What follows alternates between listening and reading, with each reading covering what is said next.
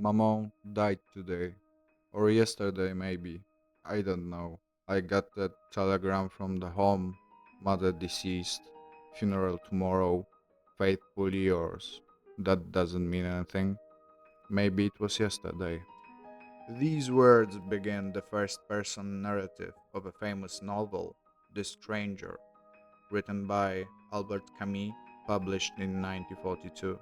A work that, whether he wanted it or not, brought the author worldwide fame and quite a bit of notoriety around the world.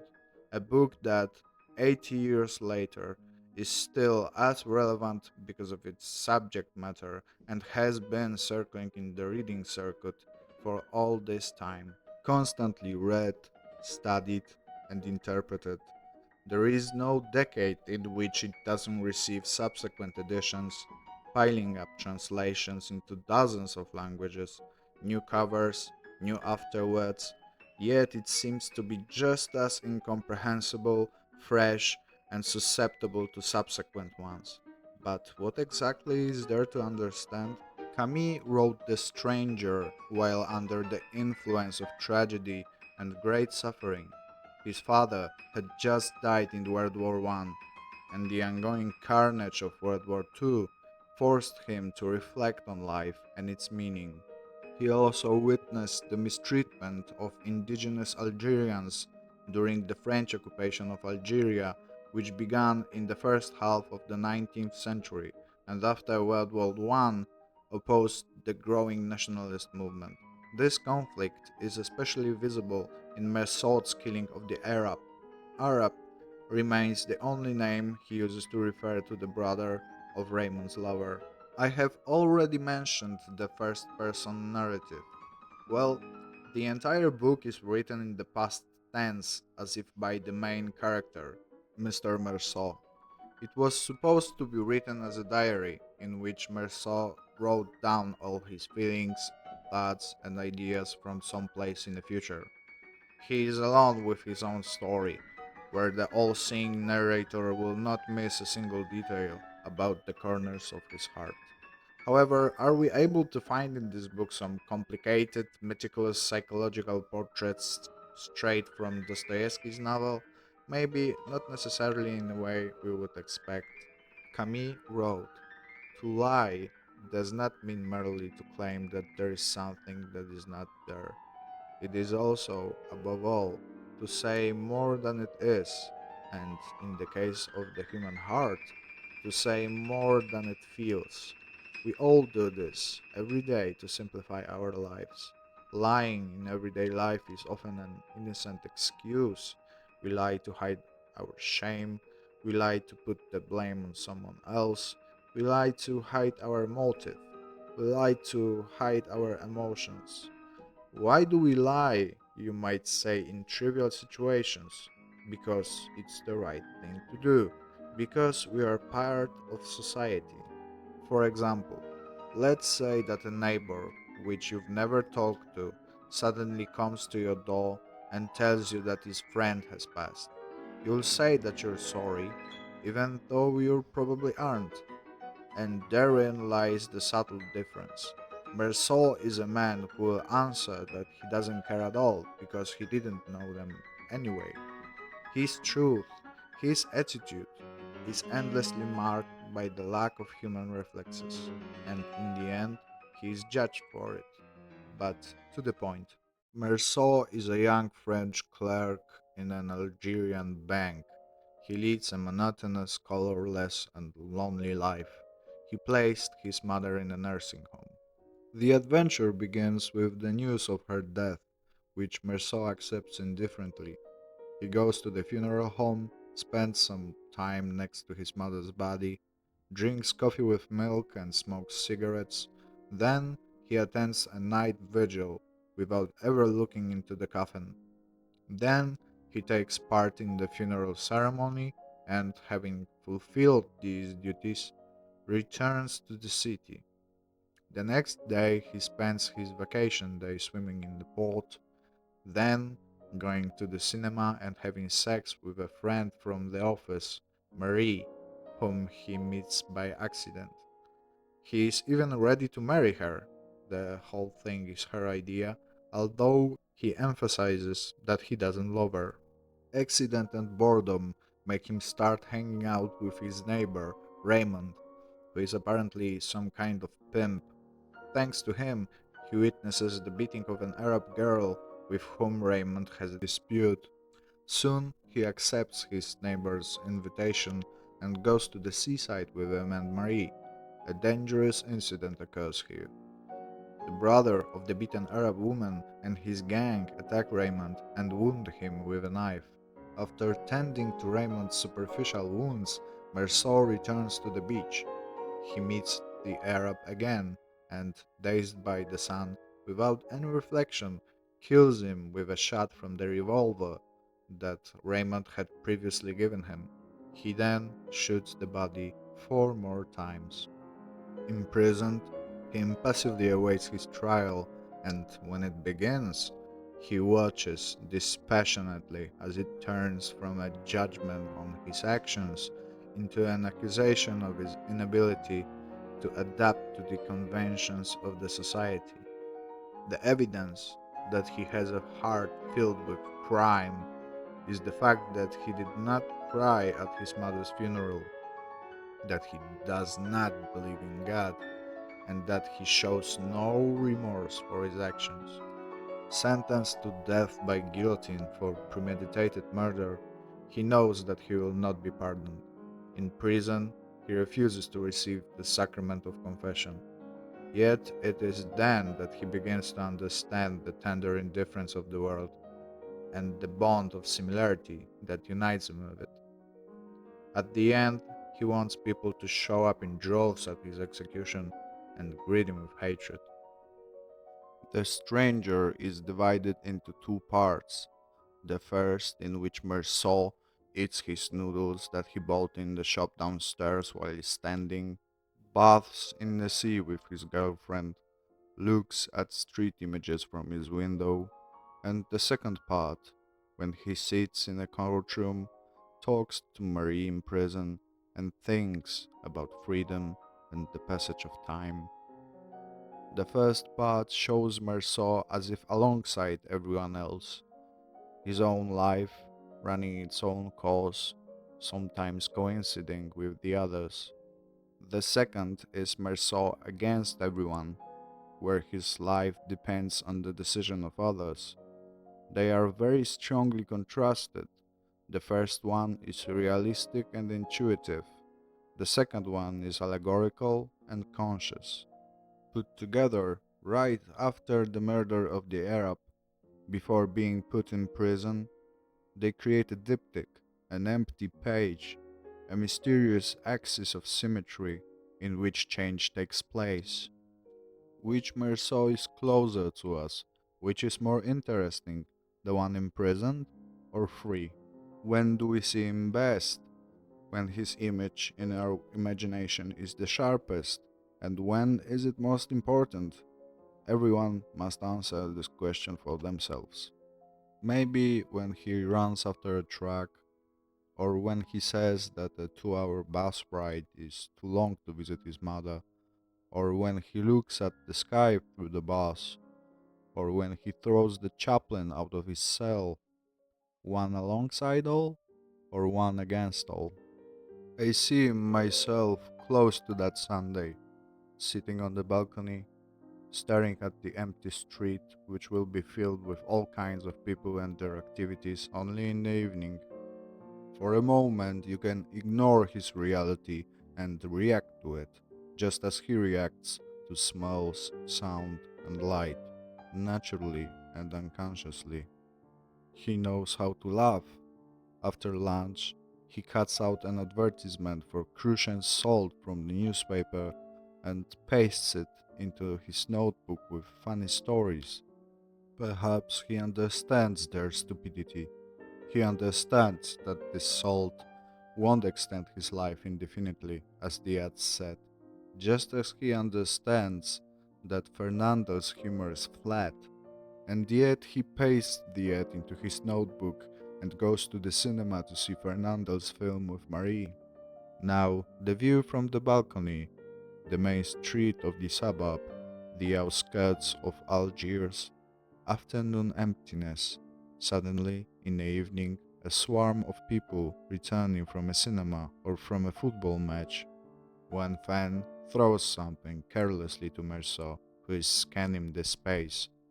"We kicked them," he shouts. Merceau involuntarily responds with an affirmative nod. He continues to look at those walking in a setting sun. He is there at the first light of the street lamp. He is there when the dark dead night falls, when the street becomes deserted. Finally, he decides that another Sunday is behind him, and he just goes to sleep. It's good to delay moving on to the second part, to get lost in the first few dozen pages, to be with myself not against everyone, but next to him. Such an attempt to weld the reader's attention to realistic details, to the events of everyday life, the city, and the hero, is the attempt to protect the novel from its excessive denovelization, omitting its novelistic dimension in favor of the philosophical and later political, to which the springboard will be part 2. For those who recommend this stranger for publication, like André Malraux, much more important, the second part treats Mersault terribly and leaves no doubt on who's good and who's bad.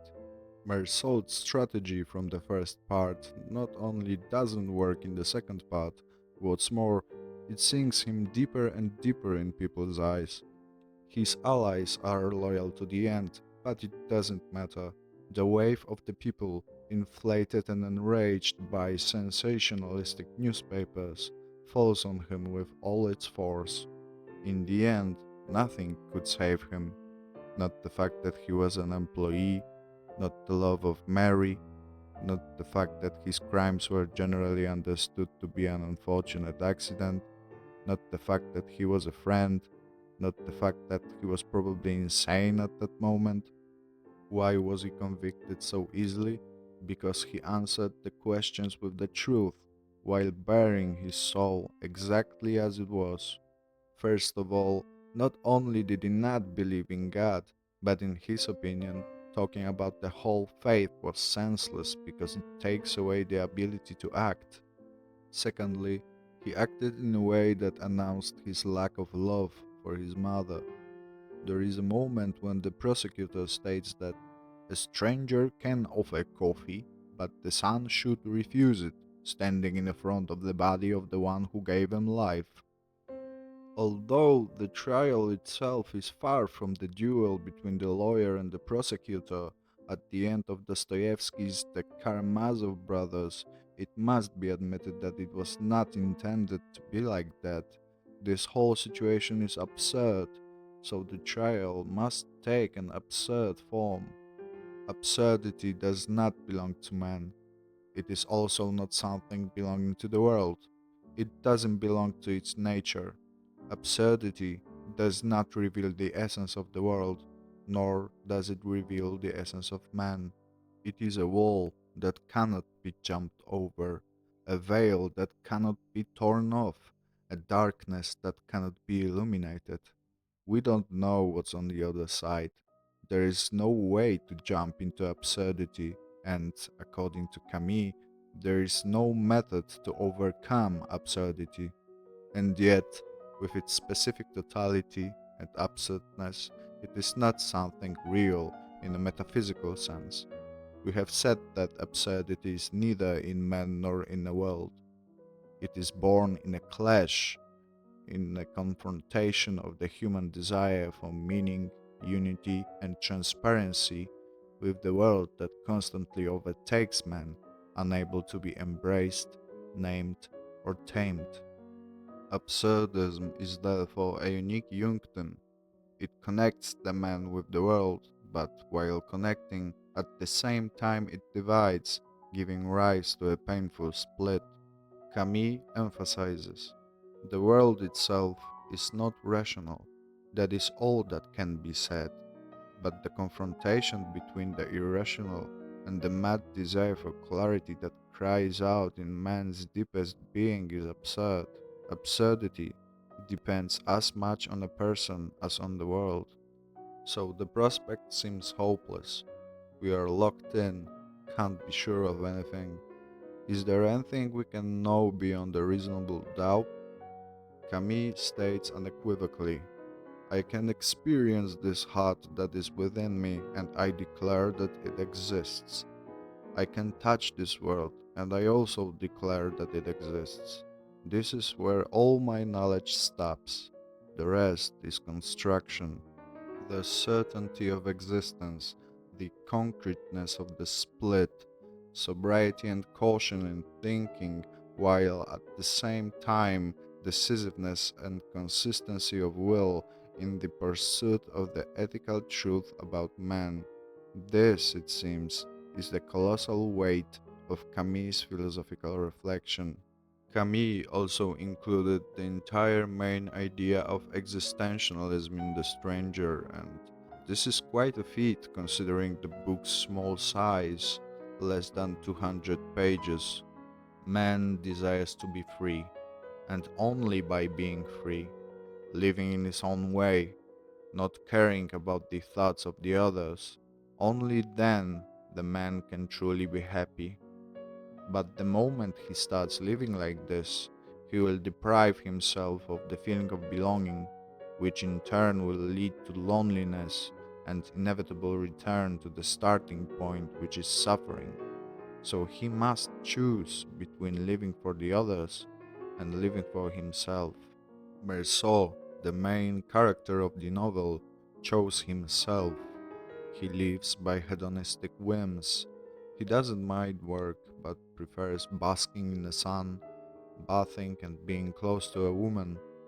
He is cynical, doesn't work for anything in particular, painfully honest.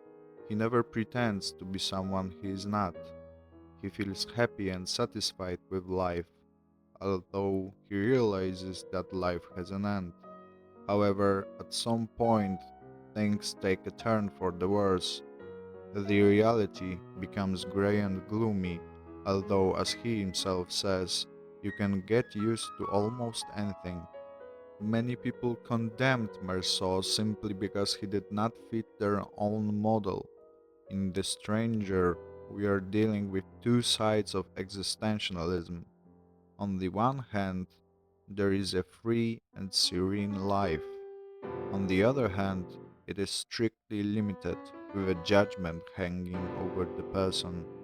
The whole thing is held together by social conditions.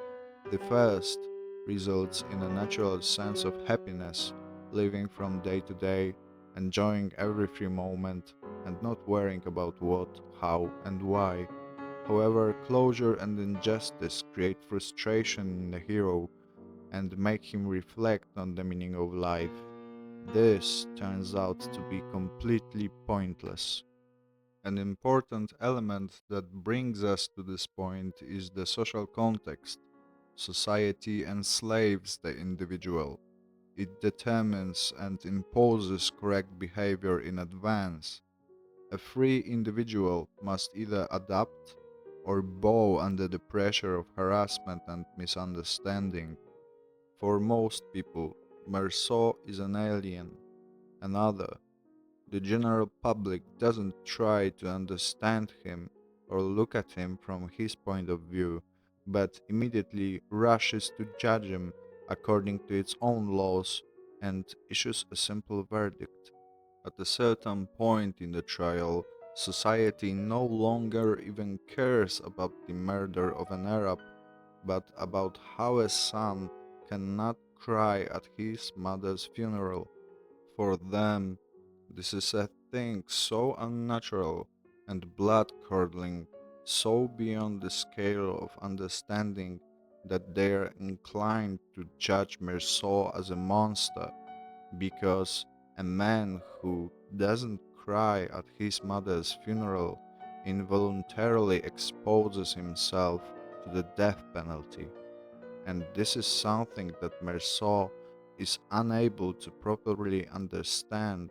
Camus very imperceptibly leads us to the incredible conclusion that the hero is not convicted because of the crime he is accused of and which he actually committed, but because of a certain kind of innocence which is not even scratched by such a terrible crime and which, in the light of social rules, in the eyes of everyone, is an attribute of divinity.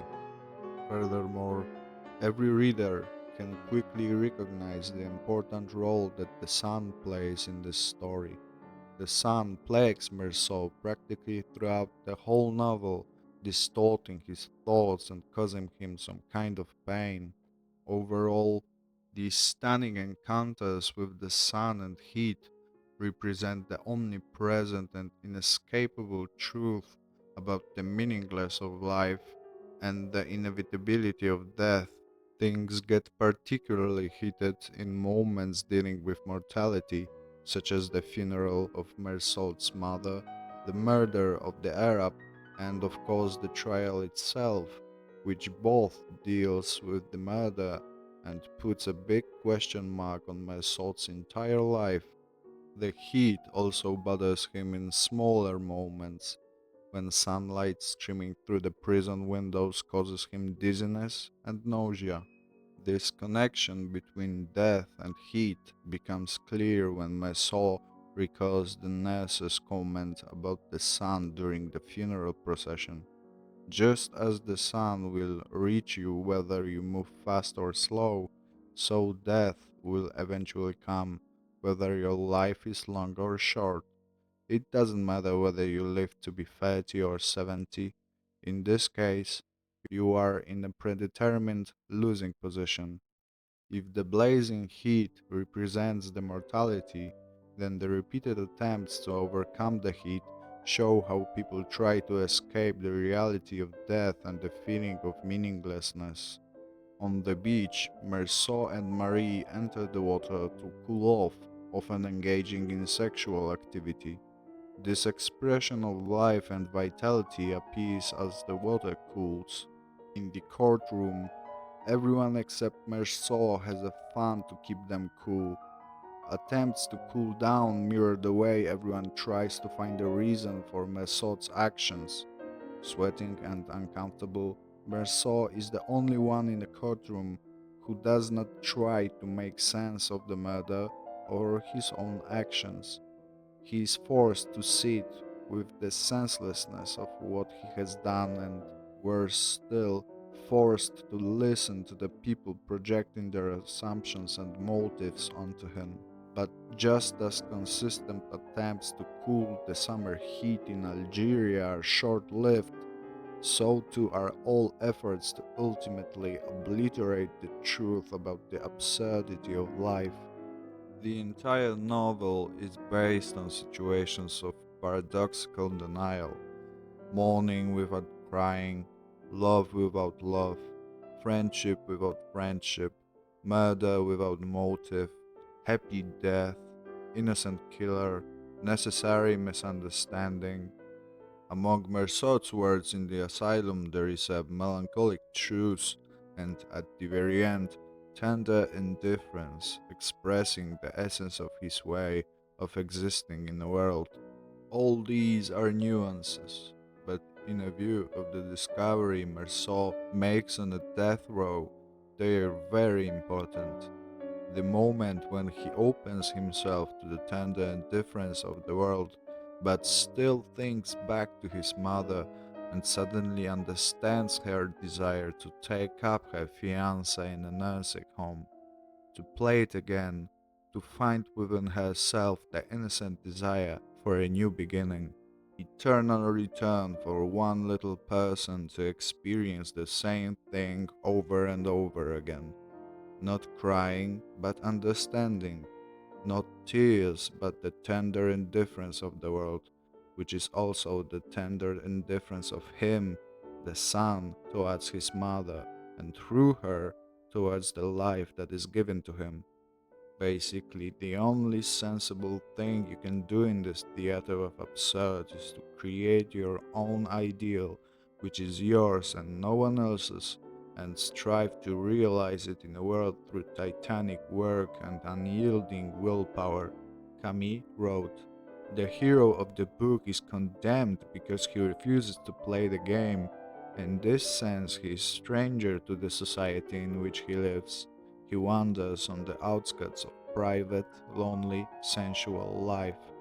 And that's why the readers were tempted to dismiss him as a human wreck. However, one could form a more accurate idea of this character, or at least closer to the author's intentions if one considered exactly where Meursault doesn't come into play. Meursault is convicted because he refuses to lie. He says what he thinks. He doesn't hide his feelings. He doesn't make up for it with his face. He is authentic to the core, and this makes society unable to accept him because it feels threatened. At one point in a trial, he is asked to express regret over the murder, to which he responds that he feels embarrassment rather than regret. He tells the truth, but this truth immerses him in a world that requires saying what others want to hear rather than asking questions to get an answer that is consistent with the facts. Does this make Meursault a social wreck? At last, we are dealing here with a naked man, a man who puts his soul on the scale and says, "This is what it looks like." A man in love with the sun that does not allow for a moment of respite, which fills every shadow. He is characterized by sensitivity, passion for truth, and the absolute. Of course, it is still truth in a negative sense, the truth of being and feeling, but without it, any recovery of oneself is impossible. Surely, like Meursault, we can try to live on our own terms, no matter what we might be like, constantly adapting to the demands of society, family, friends, bosses, lovers, at the cost of our own authenticity, will only bring us regrets about what could have been. At the end of the day, you can't be anyone other than yourself, and if someone doesn't accept you because of it, it's as if they never existed. They didn't know you anyway. The constant creation of useless personas just for the sake of adapting will lead a person to nowhere. You have to bet on yourself, even at the cost of alienation and loneliness, even at the cost of being the stranger.